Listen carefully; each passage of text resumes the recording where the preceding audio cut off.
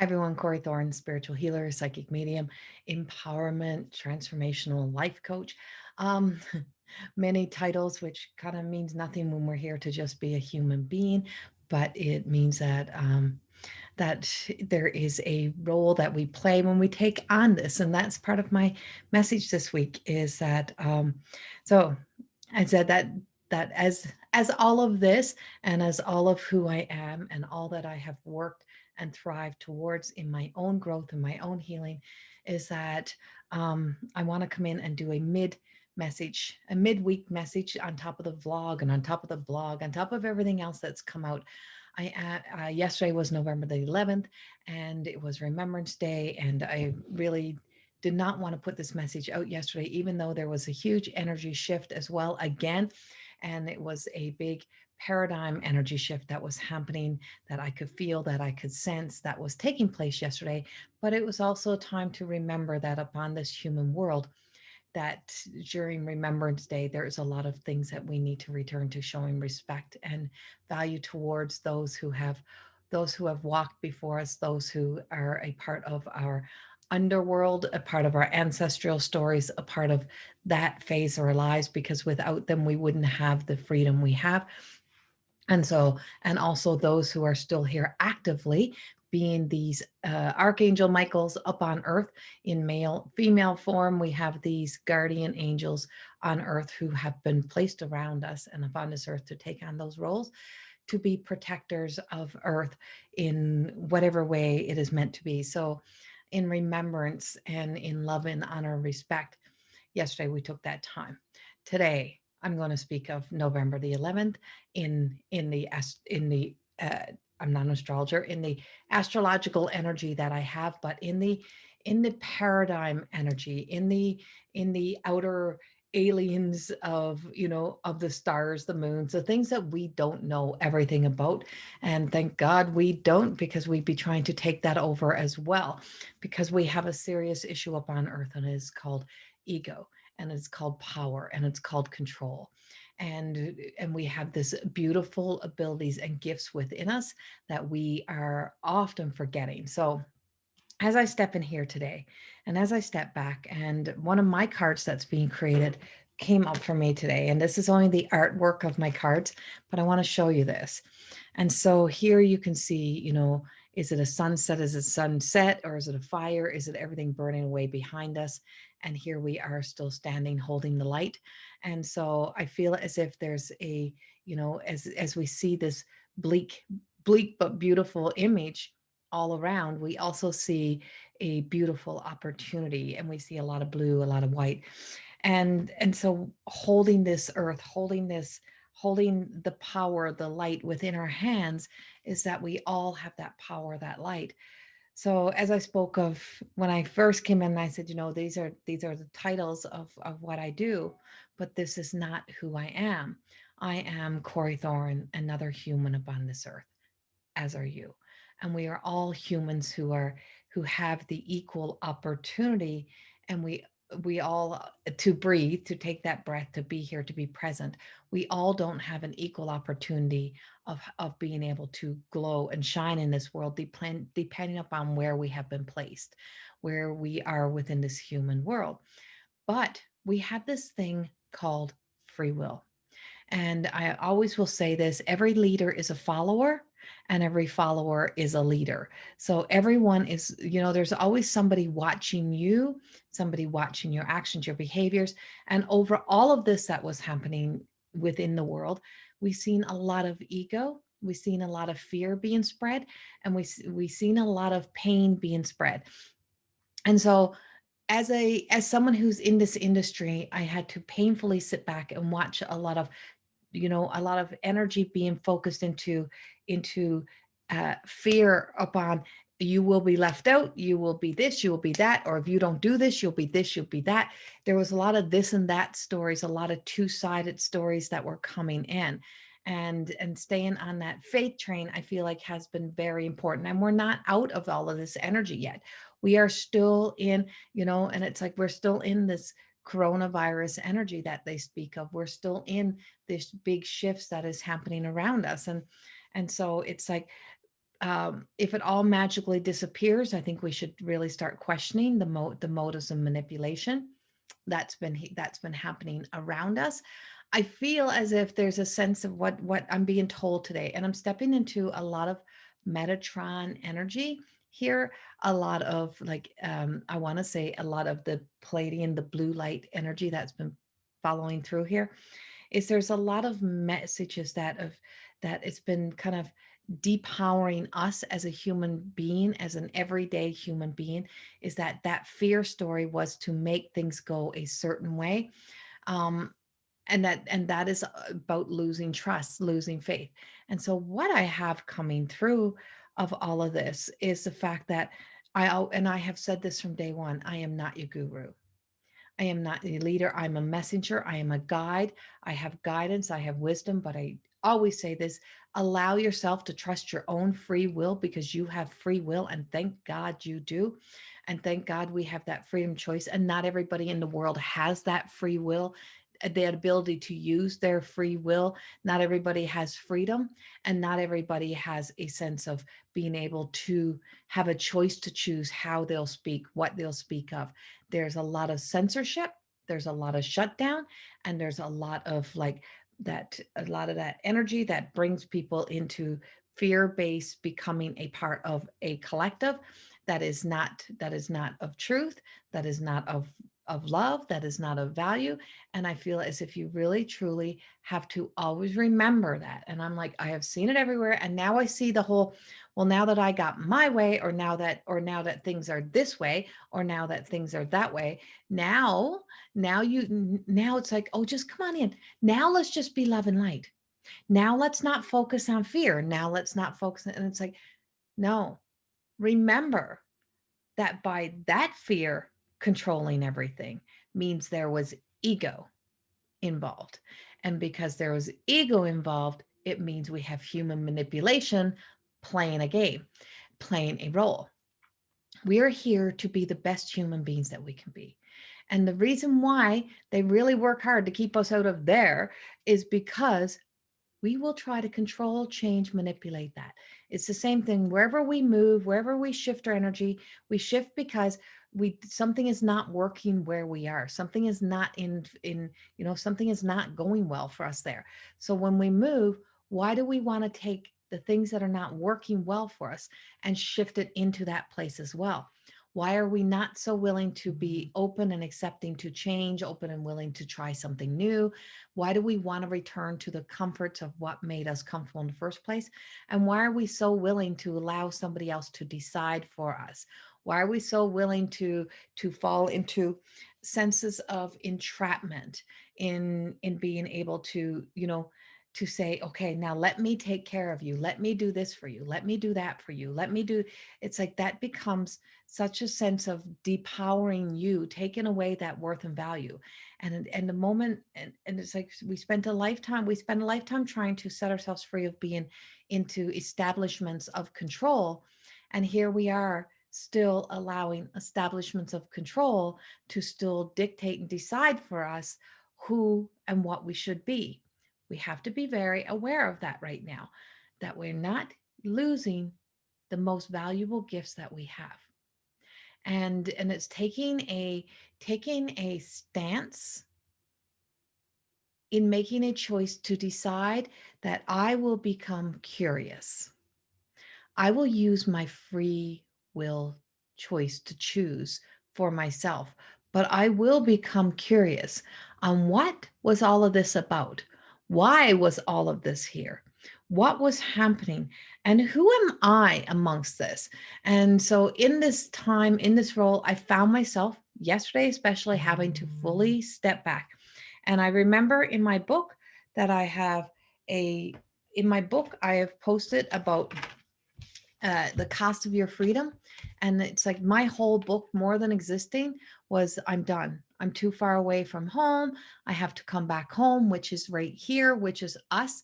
And I'm going to find happiness and joy no matter the cost.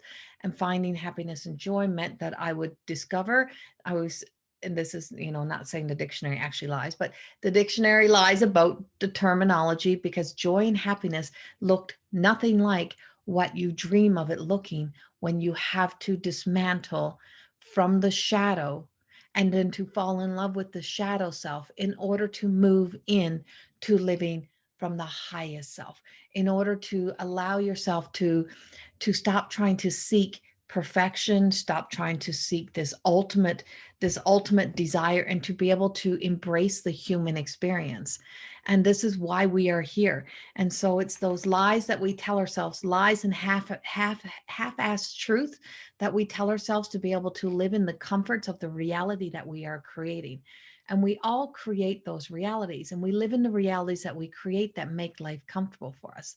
And when we're pushed to look at how we lie to ourselves, how we get caught up in how we get caught up in stories, and how easy it is for us to be persuaded and swayed in a direction based on the fear of not being enough, not being accepted, not being, of value, and that we have to keep creating something to reach ultimate levels to please somebody else's insecurities.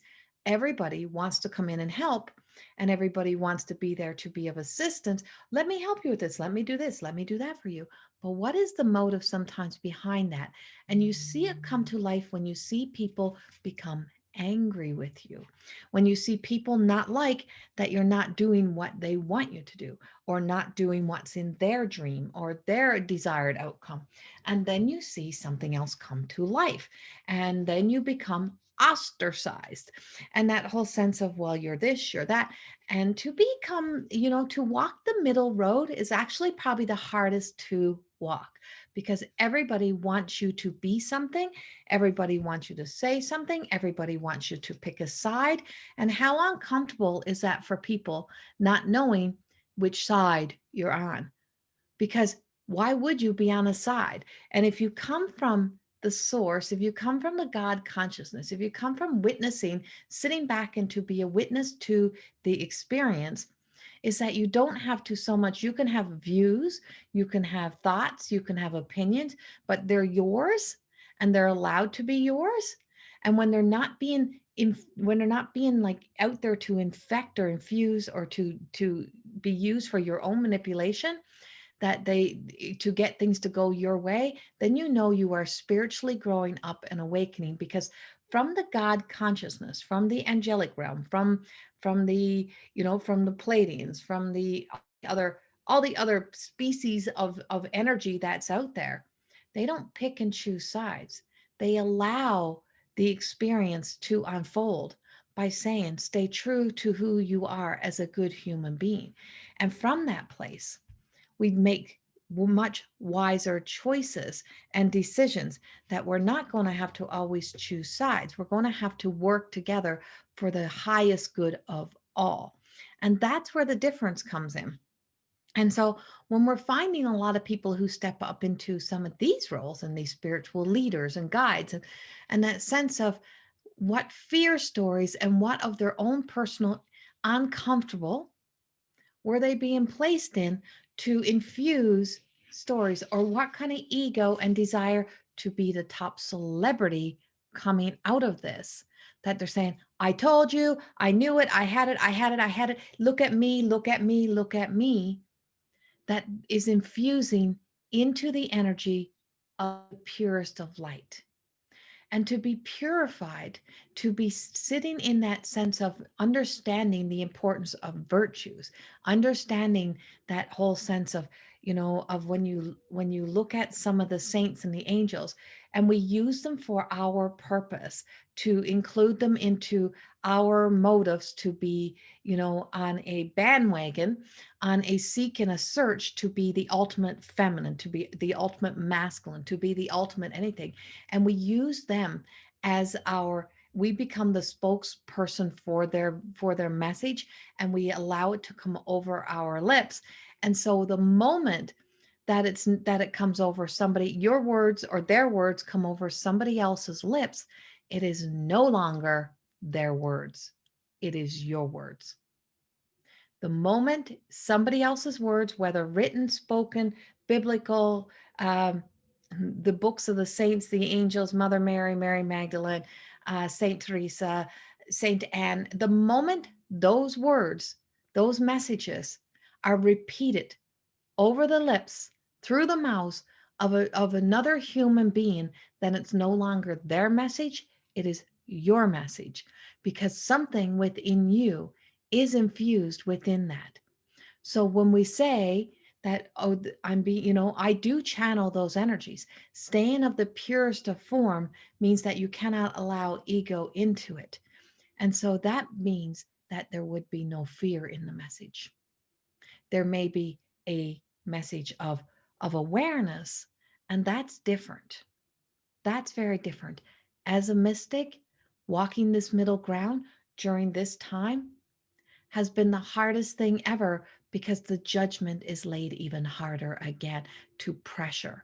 And so that sense of being pressured, if you're being pressured that you need to choose me or this or that, then there is something of ego that has been infused within that message. And to be aware of that as we're moving forward, because now I see the look at me energy.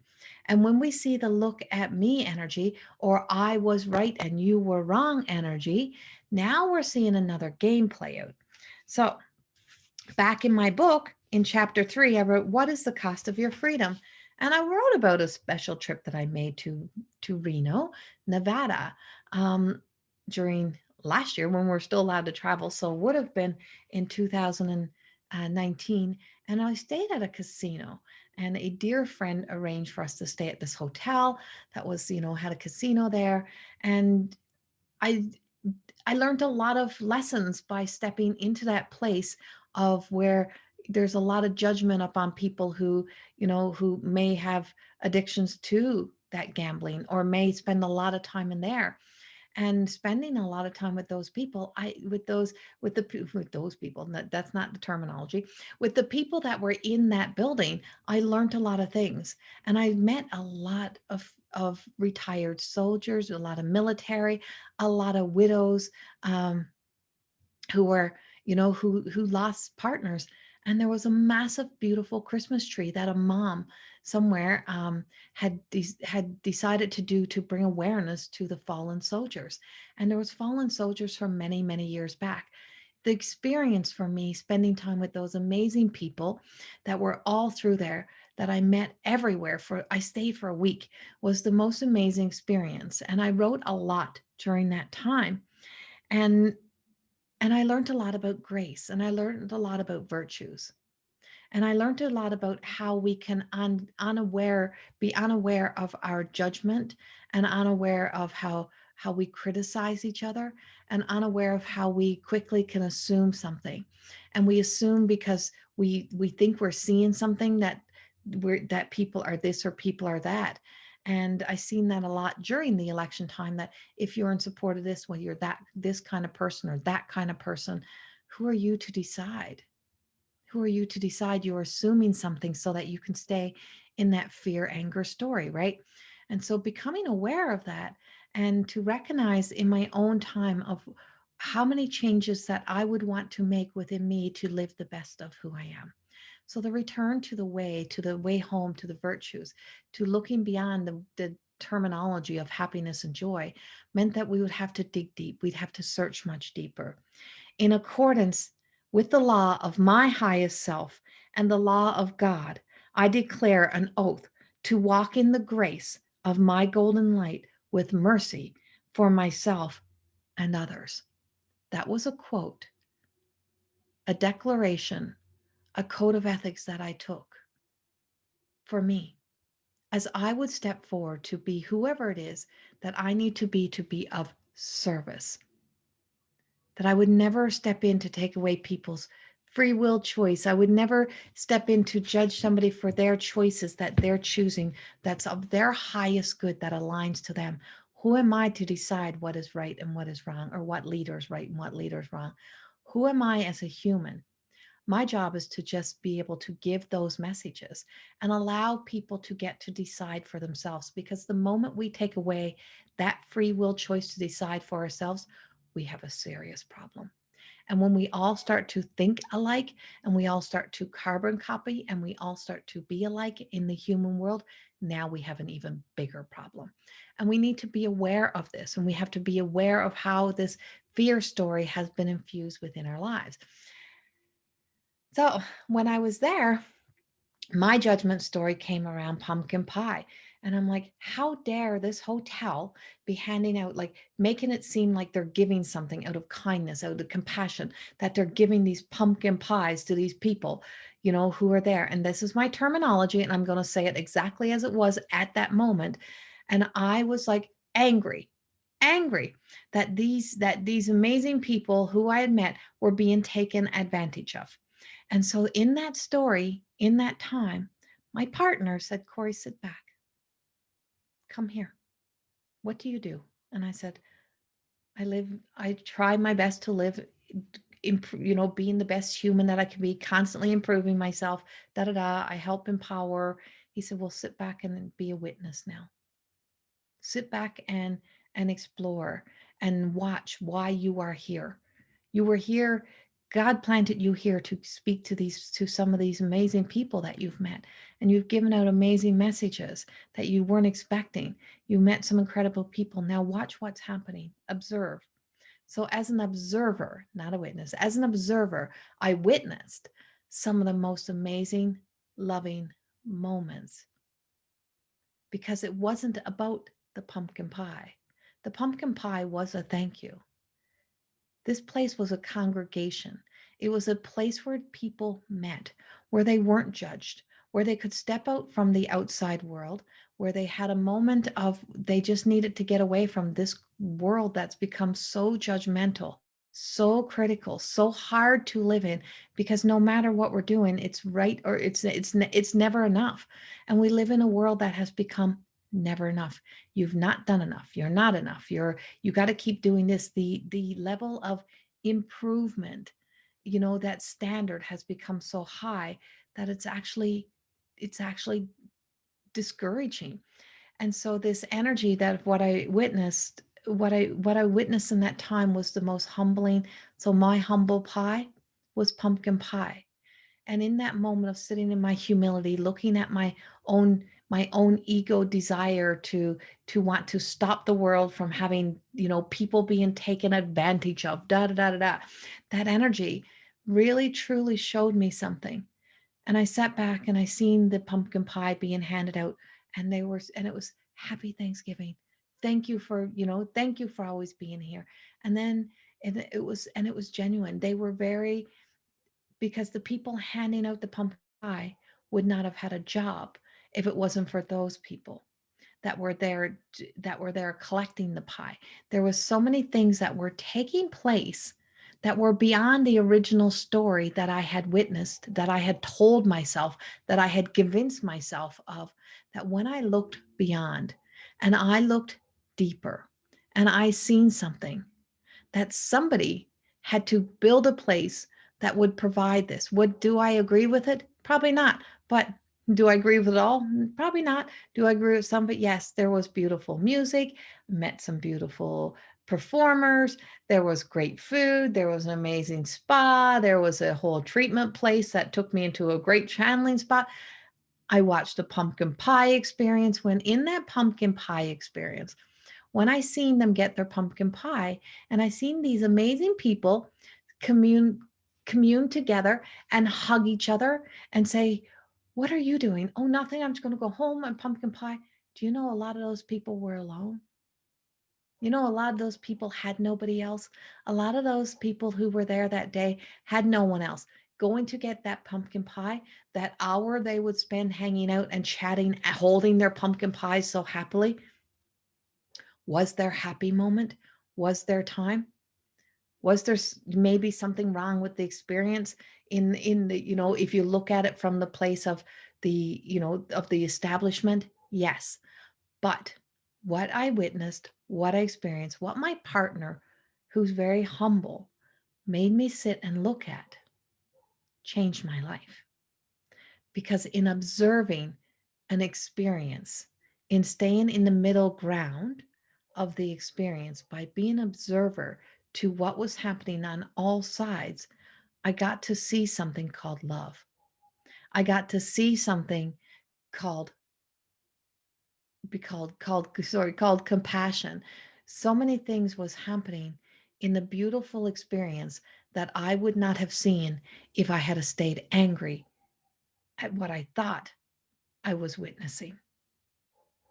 And when I could move beyond my anger, my desire to have a so-called opinion, when I could sit back and witness the love, the compassion, the kindness that was being shown, that I could see a group of people gathering who were amazing human beings in their own right, a celebrity in their own right, a person who probably had medals, walls of medals at home.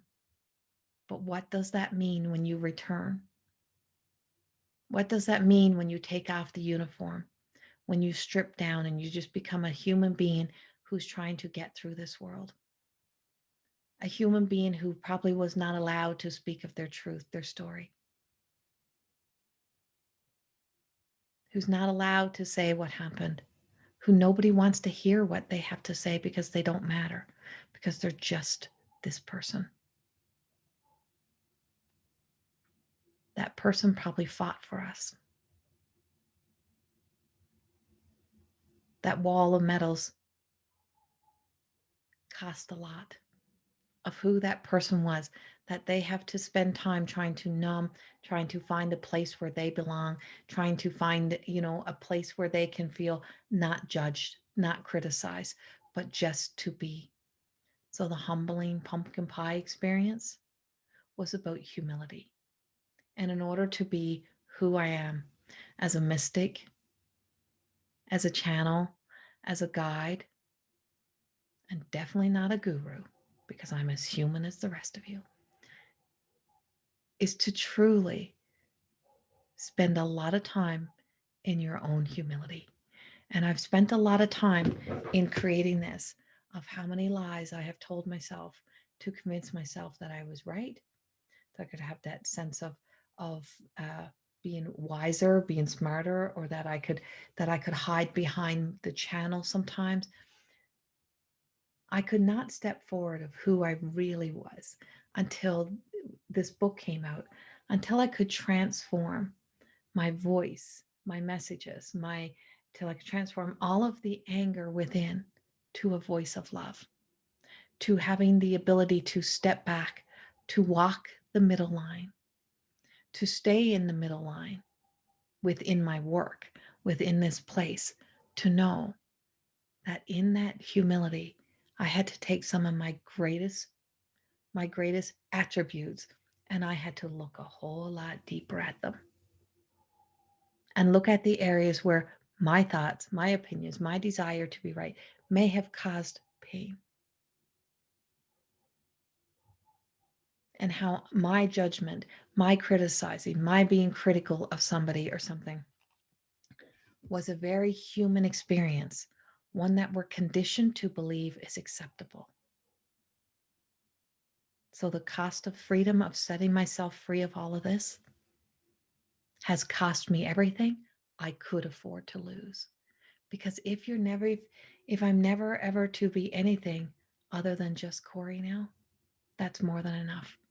Because the people that I meet at this place in my life, the accomplishments, the things that have happened, have only because eating humble pie, I have sat with some amazing people, and I've met some amazing people. And why would I cause them more trouble, more fear, more of anything that they're all fighting to avoid in this human world? We are here to be a light, to hold the light, to hold faith, hope, encouragement, and to hold the door open for all to have the opportunity to see the beautiful light, the beautiful spirit within. If everybody could only see what my eyes could see, you could see all of the beauty within. And we all have the opportunity to return to this beauty, to this light, that we can stand safely, guided, guarded, and protected, and knowing no matter the outcome, that something more beautiful in the big scheme is unfolding, and that we need to be more willing to be curious of our own issues and our own desires and our own motives, so that we can return to the essence of whole, and returning to wholeness in the power of the I am, in the journey to a life of more than existing. Walking into the light means having faith. And faith is not led by fear. And if you're leading by fear, you need to stop, take a pause, take a break, and look at your own human personal journey, because this personal journey is still yours to take. You still need to acknowledge the personal journey. The energy above will never let us that far in, because look what we'll try to do. We'll try to infuse everything that's not working for us so that we can stay comfortable in our story into theirs, in a need to manipulate, to control, to have our way. Everything that's happening in the past was here to show us, guide us, lead us into a place of doing things differently than they were done before, to take the lessons and the blessings and to grow, to heal, to evolve. We are here to create heaven on earth. Heaven on earth does not come from fear. It comes from having faith. And this is a time where we have to make a big shift. And that means come home to you. Remember how powerful that freedom to have free will, creativity, curiosity. What if there's something more? To be willing to look a little deeper to the motives, to the manipulations, and to be more willing to look at two sides, and then to go to higher self for your truth. And to know that as a guide, as someone who really truly lives vulnerable and real, who puts herself really out there, shows her own insecurities, her own, is so that I can show you and guide you through the fact that I am still just a human with gifts, with incredible gifts that can be of service, but they're messages, they're guiding, they're tools. You are the captain of your own ship. You are the pilot of your own jet plane. And you're here to live the human experience, not perfect it. So please always remember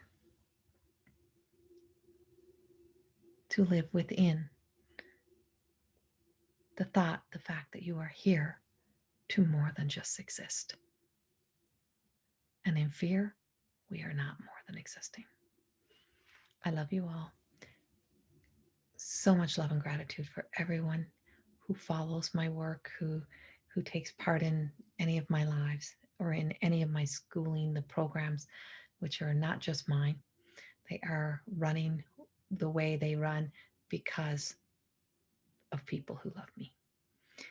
Much love to you all. Thank you so much, and much love.